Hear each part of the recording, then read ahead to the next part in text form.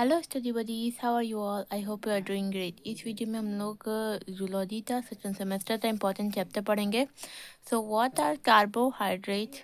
Classify carbohydrates by used by animal. So carbohydrates are organic compound. Carbohydrates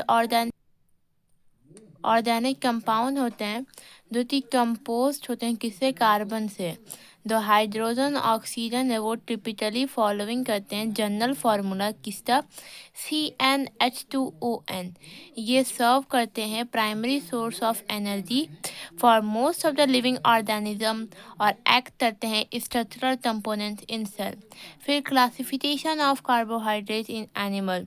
पहला है monosaccharide, ये सबसे simple sugars हैं। फिर ओलिगोसेकेराइड, ये शॉर्ट चेन है, 2 से 10 कार्बन मोनोहाइड्रेट यूनिट थी, मोनोसेकेराइड यूनिट्स थी। फिर पॉलीसेकेराइड, ये कंप्रेस्ड कार्बोहाइड्रेट होते हैं, ये स्टोरेज पॉलीसेकेराइड होते हैं। फिर ग्लाइकोजन, इसमें एनिमल स्टार्च स्टोरेज होता है और एक्सेस ग्लूकोज। फिर स्ट्रक्चरल पॉलीसेकेराइड क्या होता है? तो इसमें पहले साइटीन आता है। साइटीन एक टफ नाइट्रोजनस कंटेनिंग कंपाउंड है पॉलीसेकेराइड का, जो कि फॉर्म करता है एक्सोस्केलेटन ऑफ इंसेक्ट्स का, क्रैब्स का और दूसरे आर्थ्रोपोड्स का। फिर सेलुलोज क्या होता है? एनिमल जो है वो प्रोड्यूस नहीं कर सकता एंजाइम तो ताकि सेलुलोज डाइजेस्ट हो सके। सो हर्बीवोरस जो होते हैं वो सिम्बायोसिस बैक्टीरिया पे डिपेंड करते हैं, इन उनके गट में जो प्रेजेंट होता है, ताकि वो सेलुलोज तो ब्रेक डाउन कर सकते हैं फ्रॉम प्लांट फॉर एनर्जी। फिर ग्लाइकोलिपिड्स क्या होते हैं और उससे फंक्शन। सो ग्लाइकोलिपिड होते हैं लिपिड जिनके में कार्बोहाइड्रेट्स एडेड होता है। इनका काम क्या होता है? वन सेल रिकॉर्डिनेशन होता है, ये हेल्प करता है सेल तो टू रिकॉर्डिनाइट ईच अदर। फिर उसके बाद स्टेबिलिटी क्या होता है? तो सेल मेम्ब्रेन बीटम ज़्यादा स्टेबल हो जाता है। फिर इम्यून रिस्पॉन्स, ये हेल्प करता है to coordinate better with immune system of the body. फिर मैकेनिज्म ऑफ ब्लड क्लॉटिंग का मैकेनिज्म, उसका पूरा प्रोसेस क्या होता है उसके बारे में पूछा है। सो ब्लड क्लॉटिंग में 3 मेन स्टेजेस होते हैं। पहला प्रोथ्रम्बिंग एक्टिवेशन।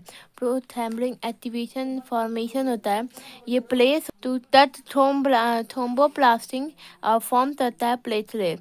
फिर दूसरा है फॉर्मेशन ऑफ थ्रोम्बोप्लास्टिन, ये प्रोथ्रम्बिंग है, ये कन्वर्ट करता है थ्रोम्बिन में। फिर फाइब्रिन इनफॉर्मेशन जो होता है वो थ्रोम्बिन कन्वर्ट करता है फाइब्रोजन तो इनसॉल्युबल तो सॉल्युबल में, और फाइब्रिन फॉर्म करता है नेट लाइट स्ट्रक्चर और स्टॉप करता है ब्लड एनिमल्स। यूरोथैलिट एंड यूरिया थैलिट। तो यूरियो थैलिट होते हैं, इनमें यूरिया रिमूव करते हैं, ये यूरिक एसिड रिमूव करते हैं। इनमें कम वाटर नीड होता है, इसमें ज़्यादा वाटर नीड होता है। ये लेस कॉस्टिक होते हैं, ये उनसे भी कम कॉस्टिक होते हैं। इनके एग्जाम्पल हैं ह्यूमंस, मैमल और फ्रॉग होते हैं, उनके एग्जाम्पल बर्ड्स और रेप्टाइल्स होती हैं। फिर ब्रीथिंग मैकेनिज्म पूछा है ह्यूमन बीइंग में। सो सबसे पहला प्रोसेस होता है इंस्पिरेशन, यानी सांस तो अंदर लेना। तो इसमें जो होता है डायफ्राम मूव करता है डाउनवर्ड्स और बाहर की तरफ, और ये जो लिप्स होता है वो बाहर की तरफ मूव करती हैं ताकि सरफेस एरिया है लंग्स का वो बढ़ जाए। फिर एक्सपिरेशन, ये डायफ्राम कम्स आता है अपने ओरिजिनल प्लेस पे, और लंग्स जो होते हैं वो कॉन्ट्रैक्ट करते हैं और CO2 रिलीज हो जाता है बाहर। फिर कार्डियक साइकिल क्या होता है? ये एक फुल हार्ट बीट की साइकिल है ऑफ सीक्वेंस थी। इनमें इवेंट्स होते हैं कंबाइंड होते हैं to form cardiac cycle. Systole में कॉन्ट्रैक्शन होते हैं और डायस्टोल में रिलैक्सेशन होता है। इसका पूरा टाइम, इस प्रोसेस का पूरा टाइम 0.8 सेकेंड होता है। फिर EGC यानी इलेक्ट्रोकार्डियोग्राम के बारे में पूछा गया है। ये शो करता है इलेक्ट्रॉन की एक्टिविटी तो किस पे? ग्राफ पे।